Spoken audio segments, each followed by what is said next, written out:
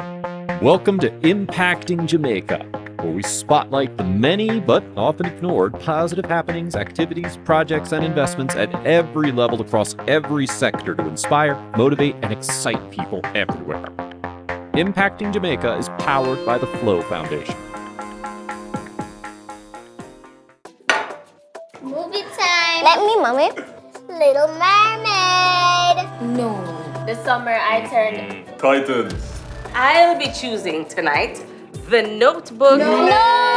With Hub TV from Flow, now all your channels and streaming apps are in one place, controlled by your voice. Get internet and Hub TV for the special offer of only $6,499 plus GCT a month. Inspired by you. Visit a Flow store today.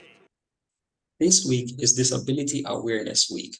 Now, as the name suggests, it is a time where we come together and help to spread awareness about individuals with exceptionalities and special needs.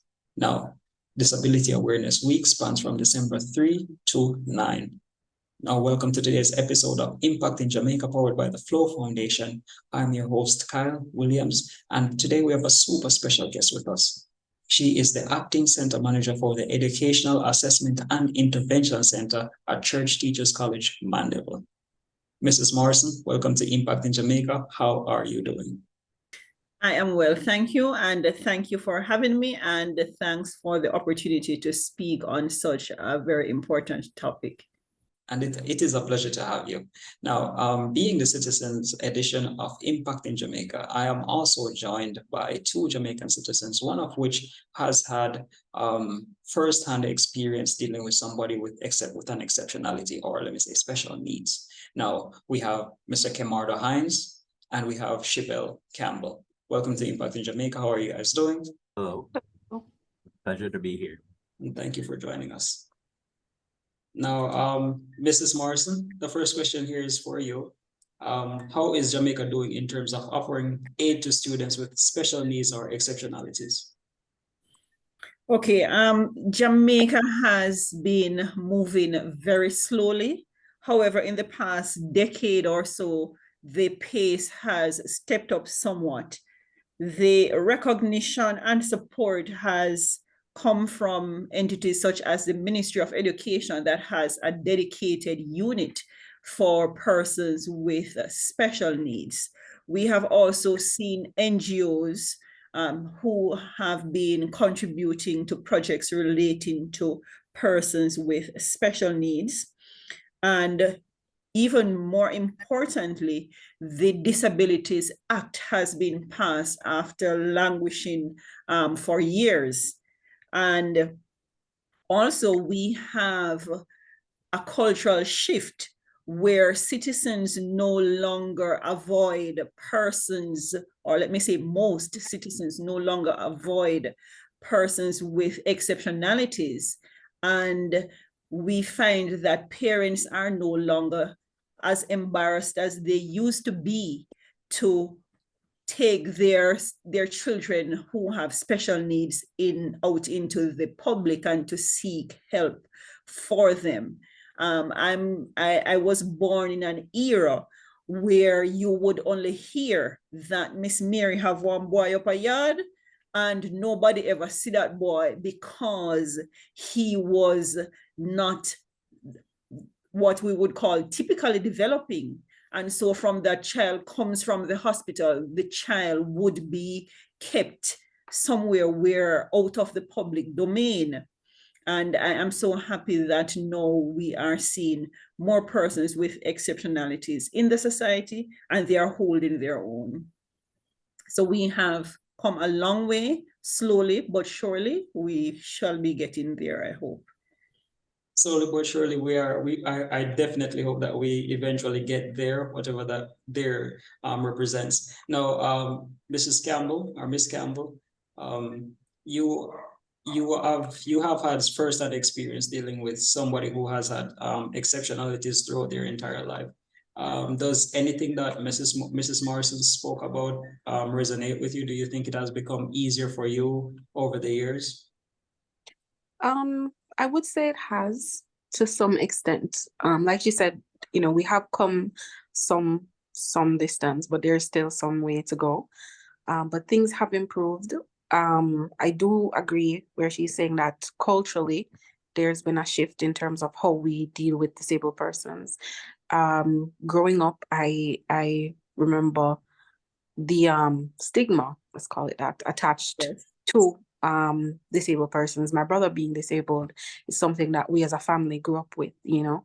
So I understand that it's not as prominent as it used to be. So we, you know, definitely are thankful for that, because it does make for very uncomfortable situations for family members and caregivers of these persons. No one wants to be treated, you know, as a subpar person because they didn't create themselves. And to see people treat you differently for something you can't control, it can be saddening and infuriating for those of us who have to be caregivers to these persons. I appreciate your take very much, and also I appreciate your openness and your willingness to share these things, because we know how touching, I can only imagine how touching it can be to be speaking about this thing, especially because it is somebody in your immediate family, right? So I appreciate that very much. Now, these terms are usually thrown around, are used loosely or interchangeably. And I suppose there's a difference between the two. And this question is for Mrs. Morrison. Now, I want to know, is there a difference between a child with or an individual with special needs and a child that is disabled? Is it the same thing? Can we use them interchangeably, or are they different? In special education, we tend to make a distinction. We tend to make a distinction with impairment, disability, and handicap. And I especially want to make that distinction because in our society, we tend to use the term handicap very loosely. And after today, I want persons to realize that the next time you use the term handicap, you could actually be pointing a finger back at yourself, because a person with an impairment means the person has lost a limb or has reduced function of a sensory organ or so. It doesn't necessarily mean that the person is handicapped, right? The disability occurs when the person will need assistance in carrying out normal functions. And I hesitantly use the word normal because normal is so relative. We are talking about capabilities, right? So, but then when we talk about a person being handicapped, a person with a disability is only handicapped when the society makes the person so. What do I mean? If I have an impairment, so I have lost a leg, but I am able to move around using a wheelchair. If I come to your organization and there's no ramp, you have made me handicapped. I am not handicapped. It is the situation that is handicapping me and my ability. So the next time we talk about a person being handicapped, we have to be careful. So a disability simply means that the person is not functioning as his or her typically developing peer.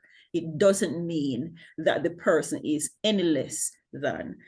So as we move into Disabilities Awareness Week, I am advocating for the use of what we call people first language. You refer to the person before you refer to the disability. So we do not talk about the autistic child. We talk about the child with autism because it is the child who is important and not the disability. Appreciate that. I appreciate you so much, so eloquently spoken. I don't know if we have any questions regarding the distinction between the two. Kemara Hines, do you think you can tell the difference between the two now? Somebody who has special needs and somebody who is disabled. Yes, I can tell. You can tell. Yes, I can tell now because honestly, I am here and I'm listening and I'm learning because I used to refer to just everybody as disabled, right, across the board. But then, as you explained, like an impairment, and I thought about it. I was like, yes, this makes sense. Visually impaired, Yes. like auditory impairment, like a speech impediment. I was like, okay, that makes sense. That's why it's called such and such, as opposed to, and how she explained being handicapped, where somebody else is a roadblock to your capabilities. So because think about it, if you have gone off and you have, let's say that you are visually impaired, and or you are blind, you are legally blind, but you have gone to learn Braille. When you go to a restaurant and you ask for a Braille menu, and there's no Braille menu, it is that restaurant that has caused you to be handicapped. You're not handicapped. And that is what the theme this year for Disabilities Awareness Week is about. It is about giving access. And when people talk about access, access is not simply putting a ramp to a building, but access is access to services, and that sort of thing. So as you're talking about that, having a Braille menu sounds amazing. Now imagine a person who signs when you come to, the restaurant to accommodate you for the night. So that would be very cool. That would be awesome. That would be simply awesome. That's good. I also like that the new dollar notes in Jamaica. I'll give them credit where credit is due. Yes. Has Braille on it. Hi! Oh, where's everybody? Well, Jackson is doing homework. Atlas and Oz are playing games. Ivy is taking a nap. Of course, Wayne and Gio are doing Wayne and Gio things. They can't stop this. Your Wi-Fi is so strong. Home internet with smart Wi-Fi gives us wall-to-wall connectivity. With Yacht and Road Plus, get gig speed, fiber fast internet, smart Wi-Fi, plus unlimited mobile on the go. All for the special offer of only $6,999 plus GCT a month. Visit a Flow store today. The other question, this question goes to you again, Ms. Keynote Speaker, Mrs. Morrison. Can you walk me through the process? Say you have, or you through your observation, you think that you have a child, or you know somebody who has a child who has exceptionalities, or they can be classified as a special need student. Can you walk me through the process? What are their next steps, or what are the recommended steps? So the person could either speak to the person from the Ministry of Education to say that, okay, I am asking that a referral be done so that this child can be assessed, or the child may be taken to the doctor, and the doctor may send a referral to a center, to an assessment center. And in some cases, the clinics are able to diagnose certain conditions based on the clinicians that are there. So once there's a suspicion, then you follow the channels to have the child assessed by a licensed, certified clinician.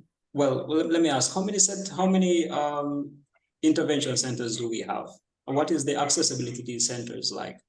The sad reality is that in Jamaica, those that are government owned or subscribed, they are very few.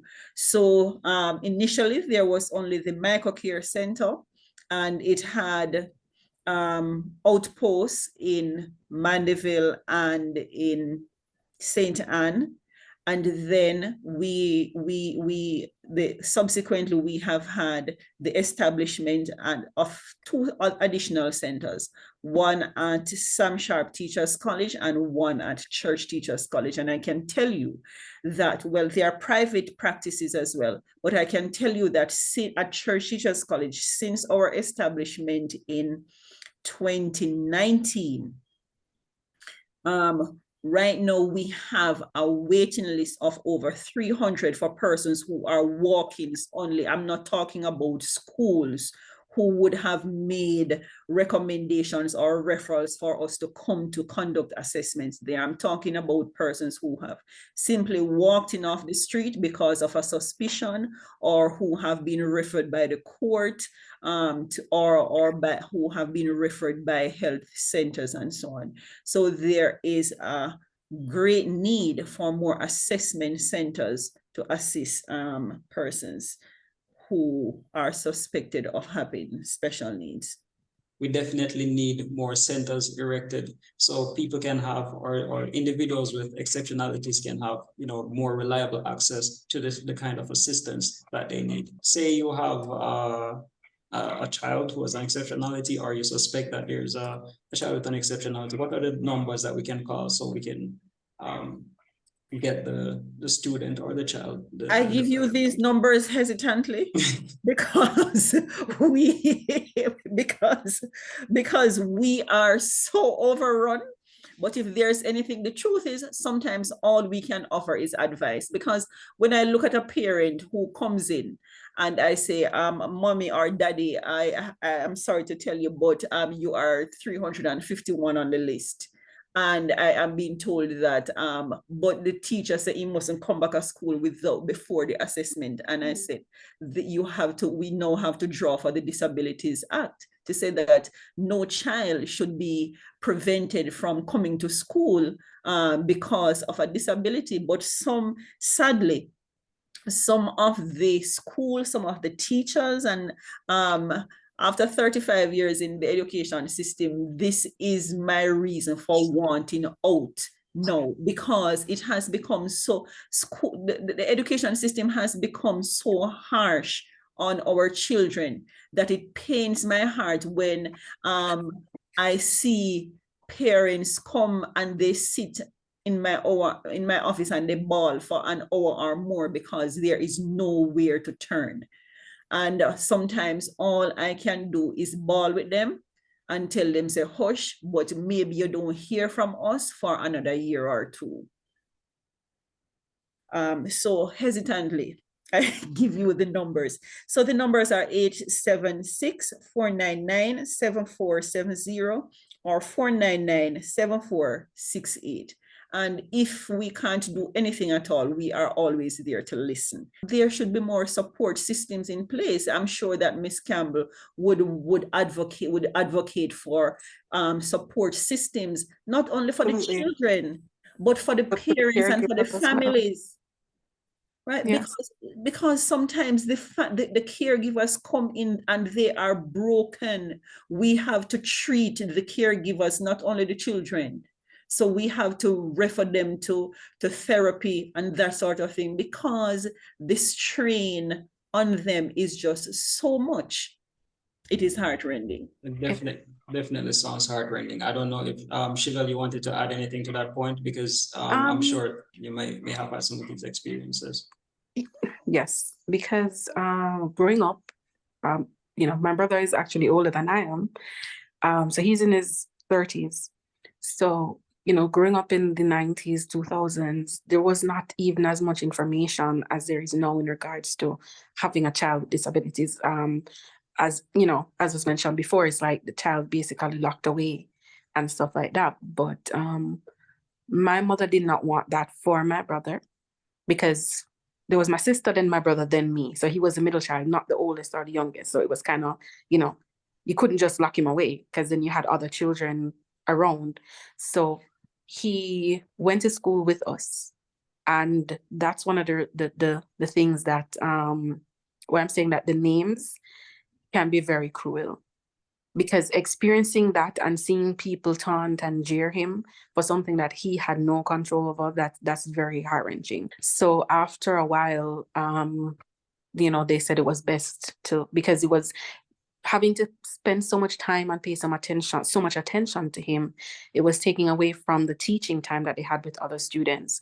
So they recommended that my mom basically, keep him at home. So that's what happened. So it's difficult in a family, to be honest, because our family was different, because we had grandparents and they were usually at home. My grandmother was a housewife, so that helped, because someone was always at home with him. But I definitely understand, because there are some parents, I have met persons who, they literally cannot work because they have no one to care for the child.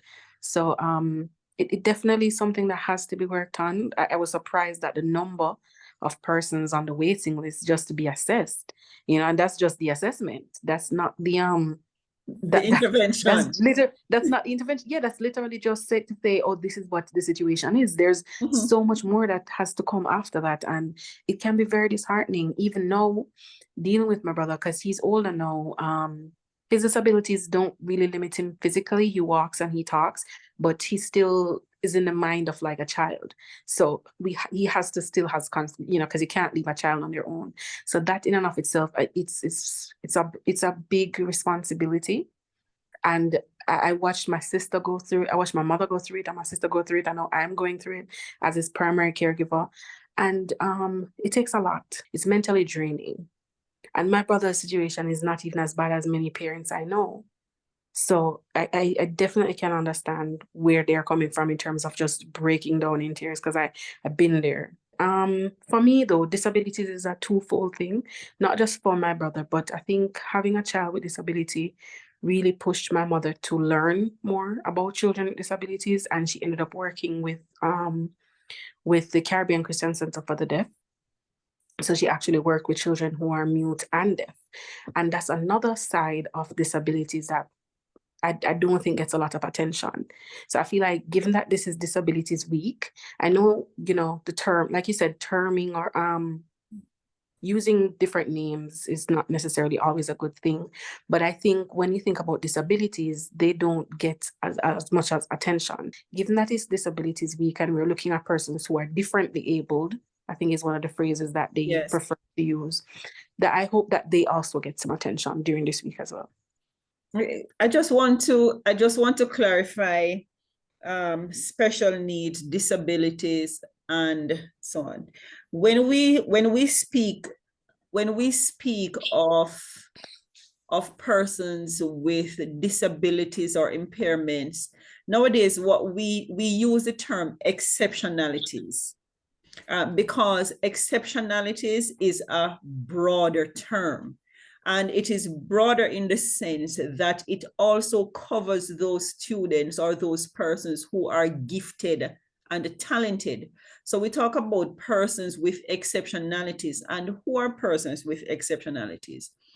It is those persons who are operating below or above their typically developing peers, and their condition is such that they require specialized services, or they require special assistance in carrying out regular activities. So they may need special assistance in terms of interventions for education, for social skills, and that sort of thing. May I just, since my memory has come back, so IDEA stands for Individuals with Disabilities Education Act. So under IDEA, in the American system, persons who would qualify for certain benefits if they fell into one of these 13 categories.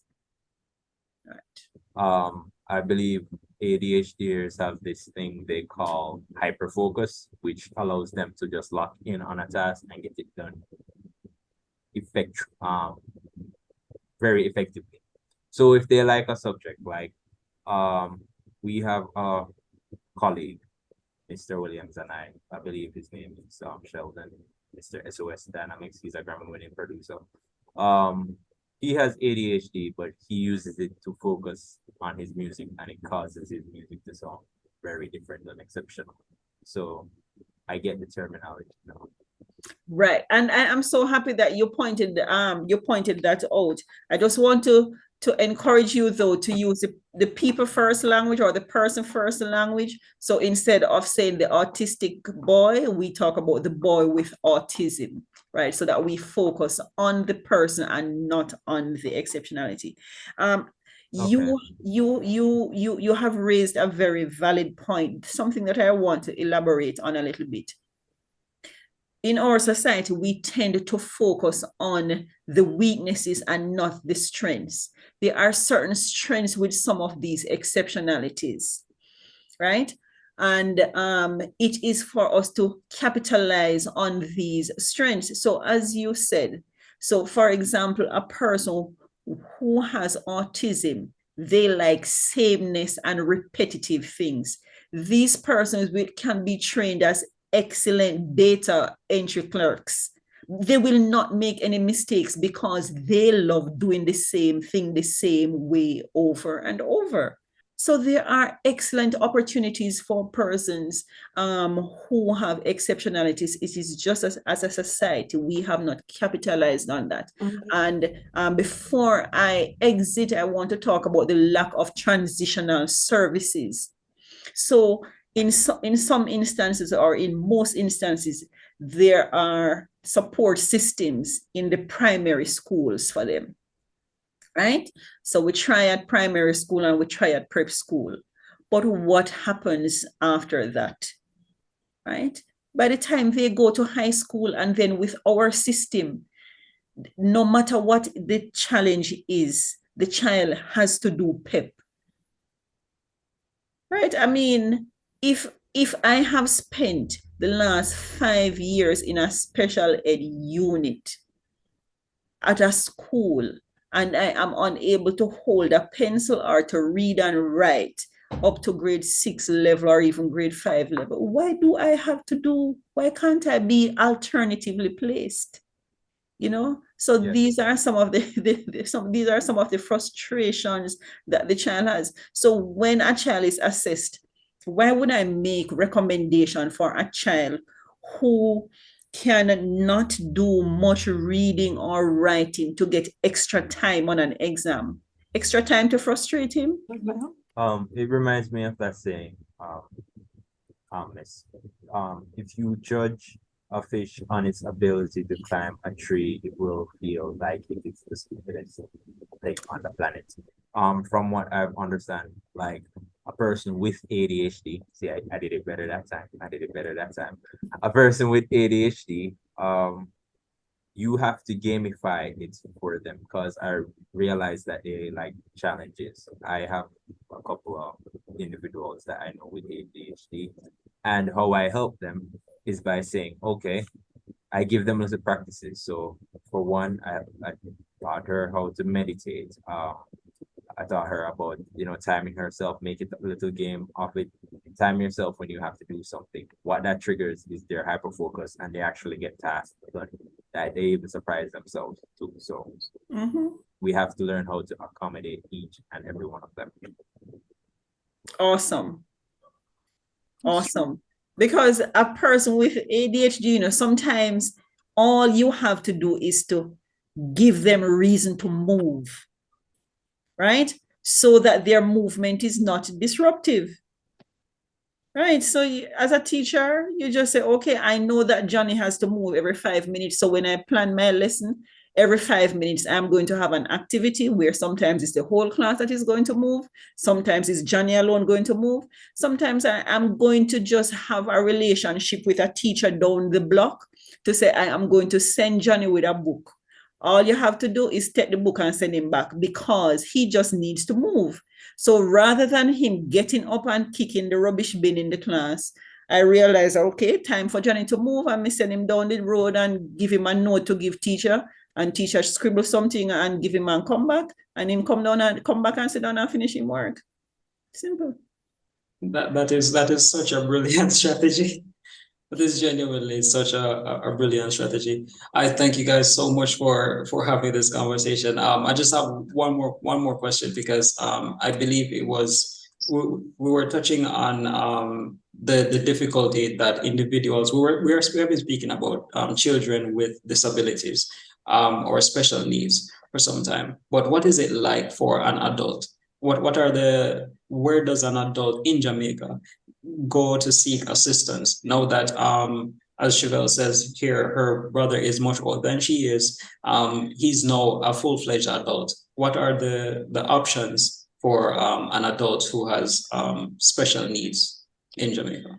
Sadly, we see them on our streets, begging, sitting on the street corner, or being beasts of burden for some people, because they think that the only thing that they can do is to carry load and that sort of thing, and some very menial task. And I'm just saying it that bluntly, because it is often that bad. It is often that bad. And I can speak from a place of experience where I know persons with special needs, they were like the village donkey. and it pains my heart to really say that. But there's hope because we have places that are advocating for persons with special needs. So there are different agencies that want, but again, the person has to be needing of certain services. So you have agencies that do help. None of them come to mind readily right now, but I know that there are agencies out there that provide assistance, and there are foundations out there that are assisting. But as a collective and as individuals, I am calling us to service, to say that when you know of someone with a special need, when you know of someone with an exceptionality, reach out to help instead of passing them on the road.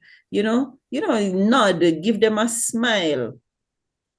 Right. And I don't mean like persons who are visually impaired. Some of us think that the first thing we need to do is to grab their hand and draw them across the road because they don't know where they are going.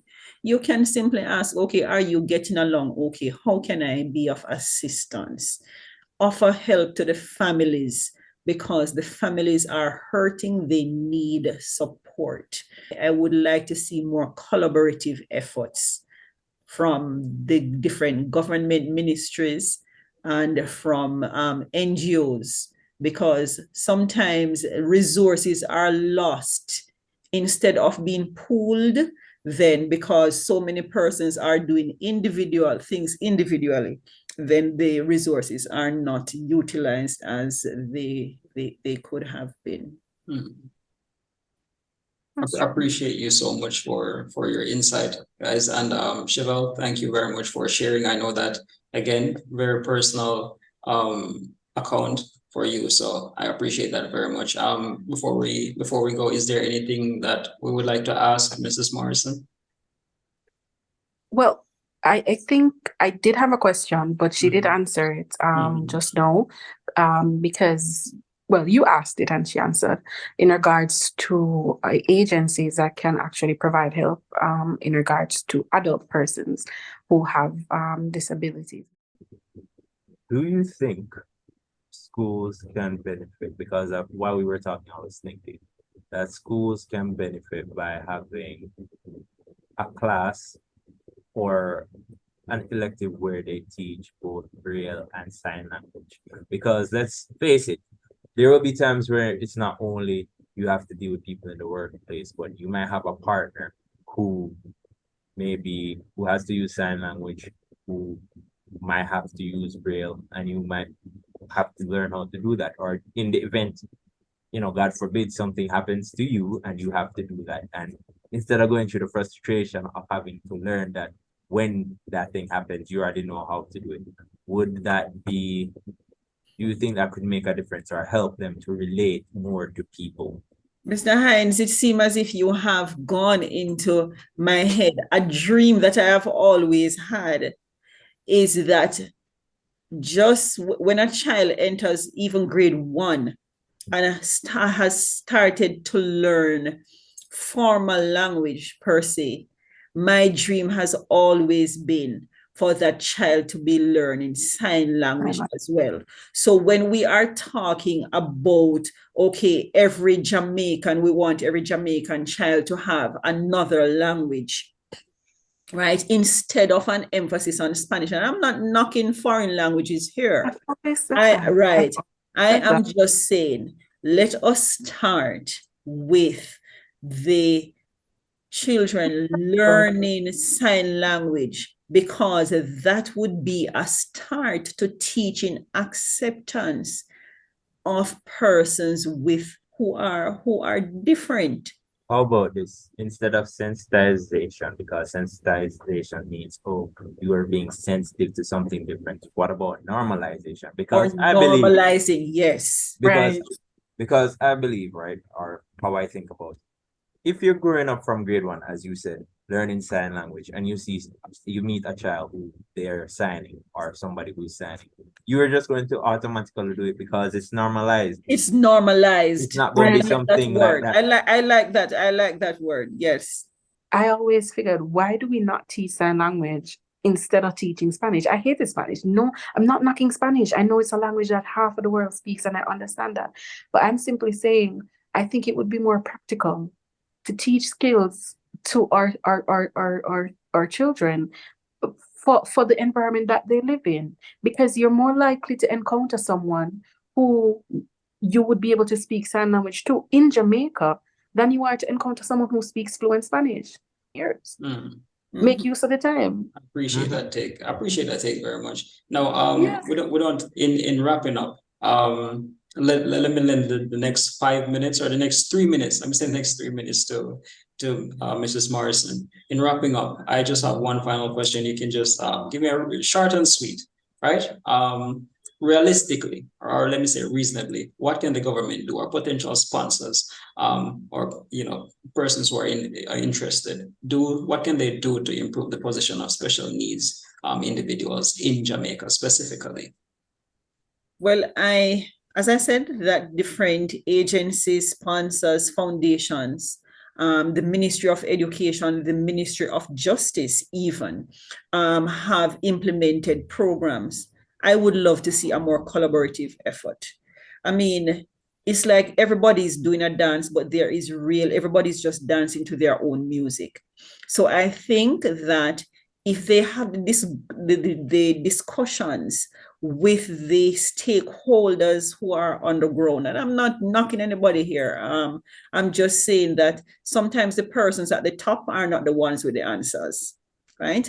Because you can always hand down directives and you come up with policies, and somebody spews out very nice proposals for you, but the reality is on the ground.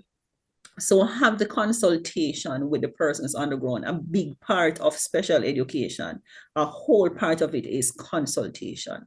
Another part is collaboration, right? So yes, let us pool our resources, let us pool our ideas, let us come up with a structure, and let us put that structure in place, and with proper monitoring, monitor that structure to see how it works and how which aspects we need to keep and which should be replicated. Movie time. Let me, mommy. Little Mermaid. No. This summer I turned. Titans. I'll be choosing tonight The Notebook. No. With Hub TV from Flow, now all your channels and streaming apps are in one place, controlled by your voice. Get internet and Hub TV for the special offer of only $6,499 plus GCT a month. Inspired by you. Visit a Flow store today. Impacting Jamaica is powered by the Flow Foundation. If you or anyone you know is involved with projects and activities that excite, motivate, and encourage, email us at impactingjamaica@gmail.com. That's all one word, impactingjamaica@gmail.com. We would love to hear from you.